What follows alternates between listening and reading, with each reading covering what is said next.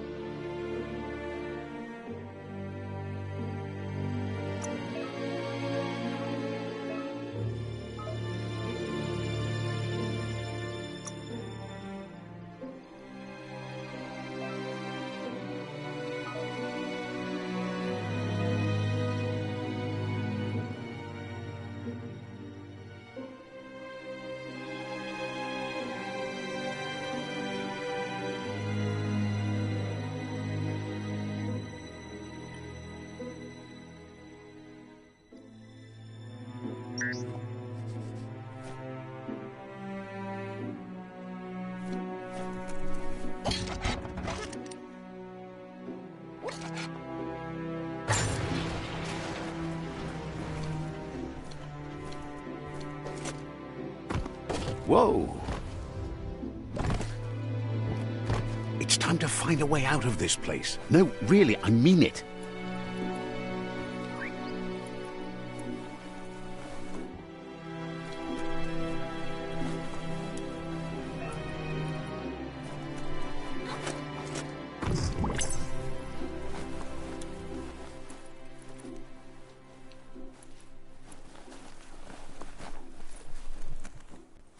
The Morks produce biomatter in their multi-organ that they shed under distress. Blobs that affect the cellular coding strands of any living being when absorbed, including you.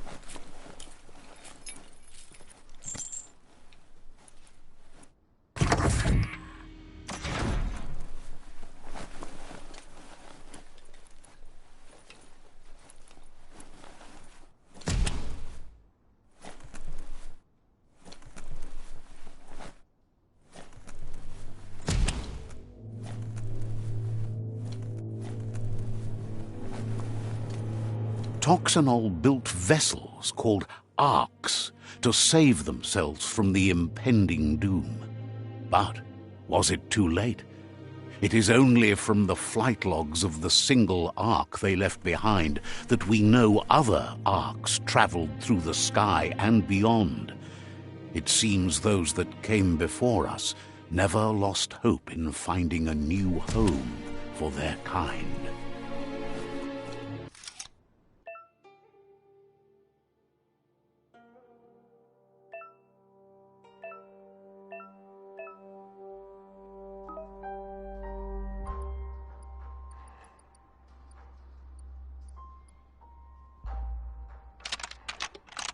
Just a few moves left. Make them count.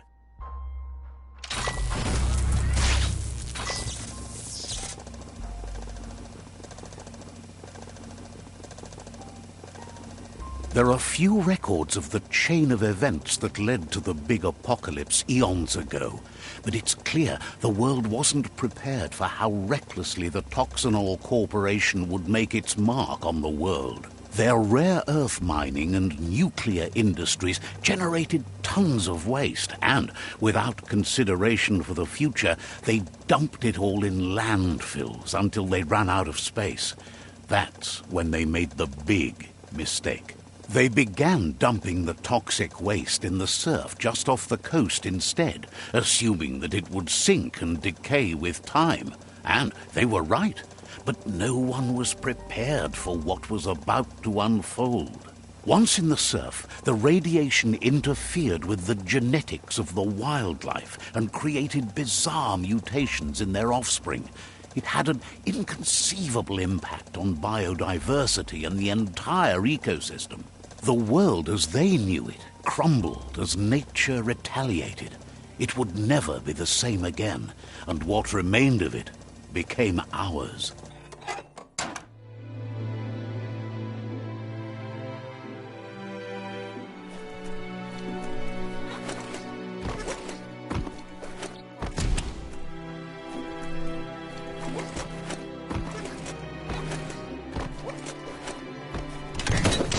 The sound of spark metal going pew-pew is never a good thing. It's coming from behind that door. A warning label. The box looks like a potential brain melt.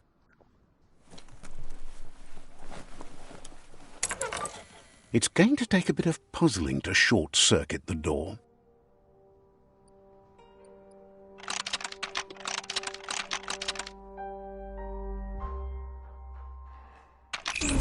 Quite a shock to the system. Let's try that again.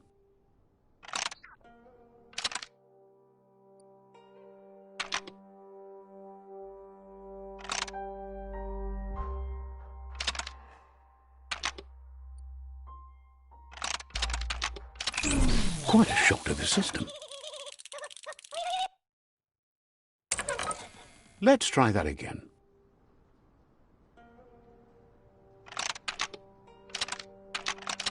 Quite a shock to the system. Let's try that again. Quite a shock to the system.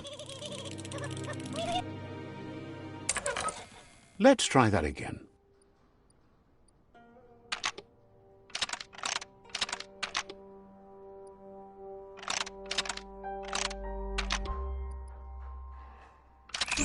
Quite a shock to the system. Let's try that again.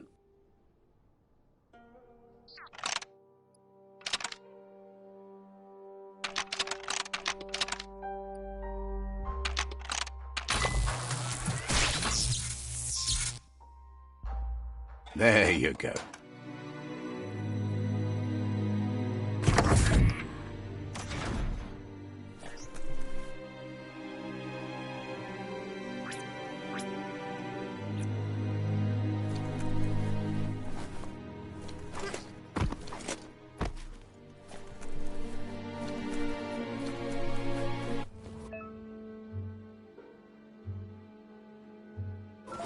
The wheeled one is outnumbered. You'd better help him out.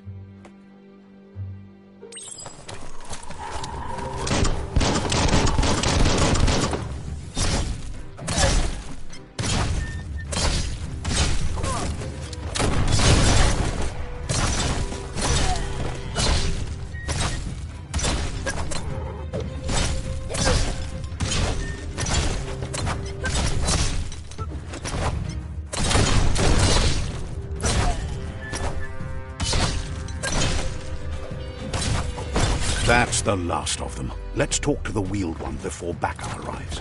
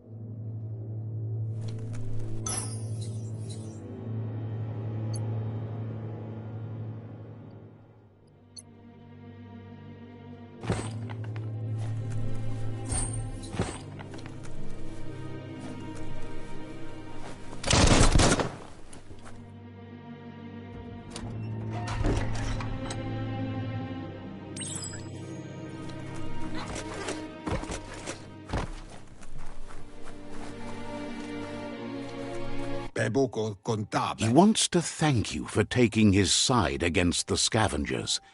He sounds familiar. You just can't figure out why. Loma utulu ba yowo. He presents himself as out of date. He knows he's way overdue, but he hasn't given up.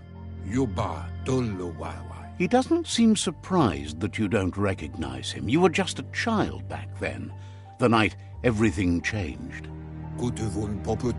There have been rumors of a one-eyed Ronin seen outside the Great Wall, and he's happy to see it's true. The legend of the one-eyed child that grew up as an outcast is old and sad. The child could have been anyone, but the evil it had fled had left a mark, a facial scar to remember the past. There's no doubt you're the child, and that what Lupa Lupin did to your village, your Muma and Popsy, was the beginning of the end. He says it has taken you a long time to bring the past back up to the present, to find your way back, but he's grateful you have. It was after the attack that the unity fell apart. Your Muma's disciples divided and formed tribes as a reaction to the blight that had fallen upon the land. Had it not been for the Tree of Life, no one would have survived. He hopes you at least remember the tree.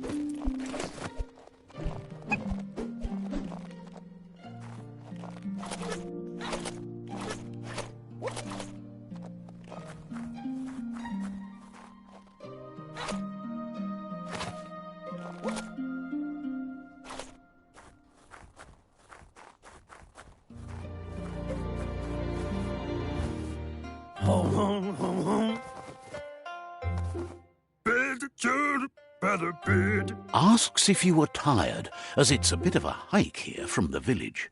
He wonders if your Muma knows you are here.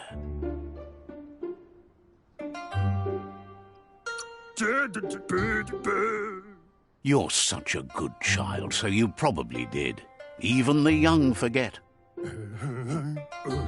He understands why you came all the way out here, to see them, the potato people. The potato people, or Nono, are a wonder, somehow interlinked with this little tree here, fueling its source of life.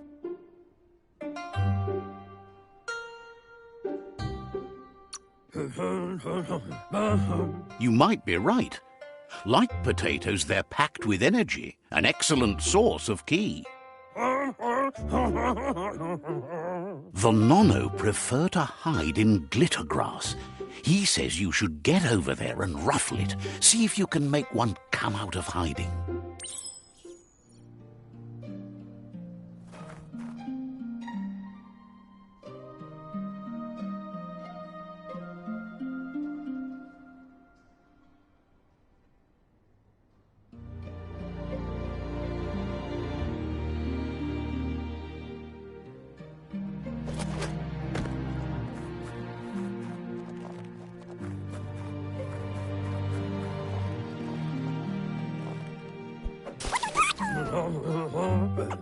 You've found one. You should be proud. They don't come out for everyone. The Nono's ki energy is just what the Pensai needs to complete its cycle and grow into a tree of life.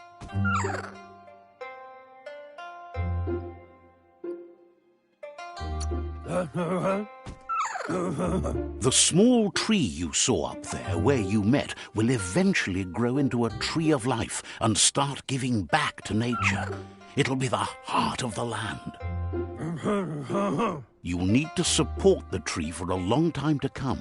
The only way it'll grow tall is with the burst of ki released from the Nono as they become one with the tree. You'll need a net to catch the Nono, and he wants you to use his, but asks you to be gentle. The Nono are sensitive beings, an embodiment of ki, the primal energy.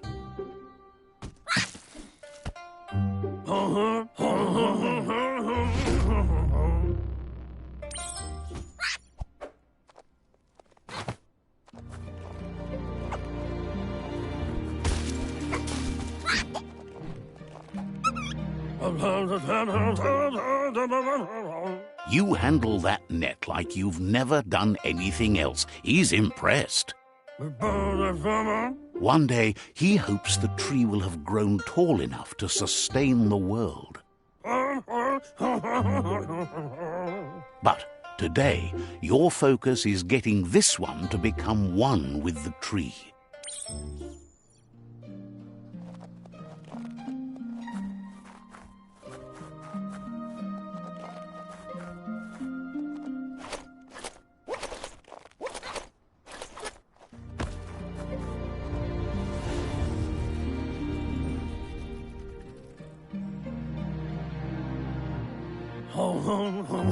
Now that you've seen the Nono's connection with the tree with your own eyes, you have no reason to doubt. From this day on, he'll make nurturing the Pensai into a tree of life, a life goal, not only for our village's sake, but for all of us, everyone. One day, the land won't be as peaceful. Not even your Muma will be able to protect us. He says you'd better hurry back to the village before your Muma comes looking for you. You did good here today.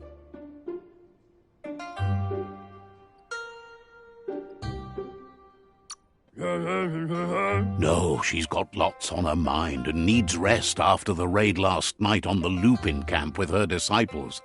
Wonders if they let the Predator family live or not.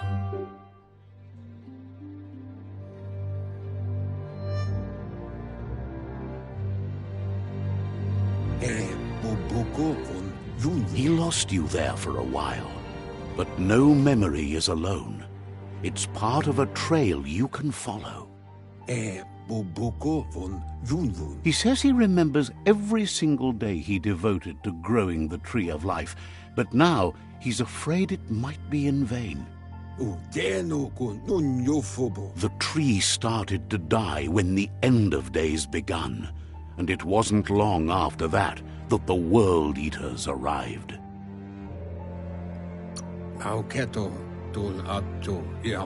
The genetic evolution that occurred after the apocalypse that Toxanol Corporation inflicted on the land set the World Eater's DNA into overdrive.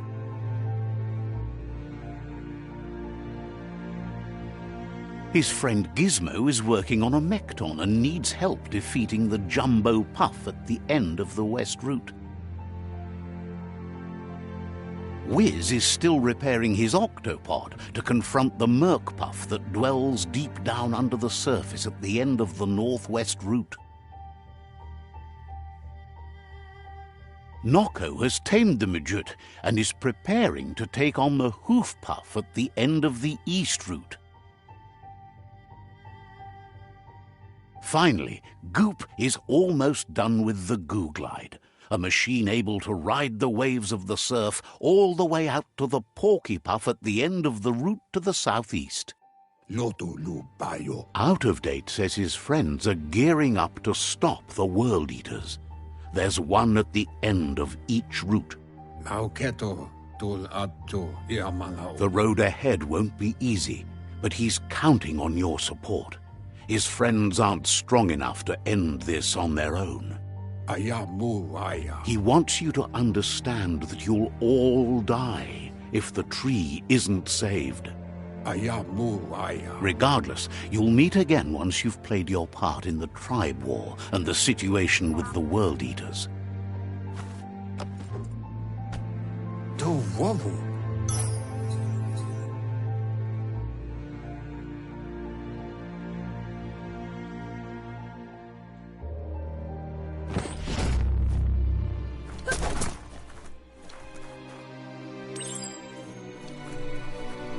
You're getting the hang of it.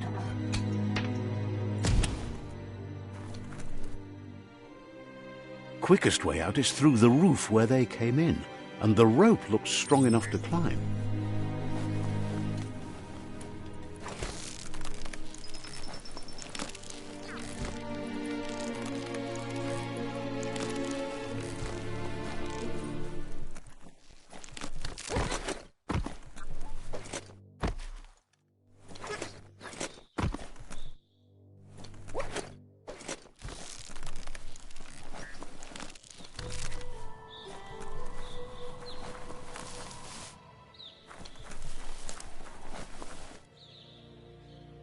Know that the Tree of Life is dying.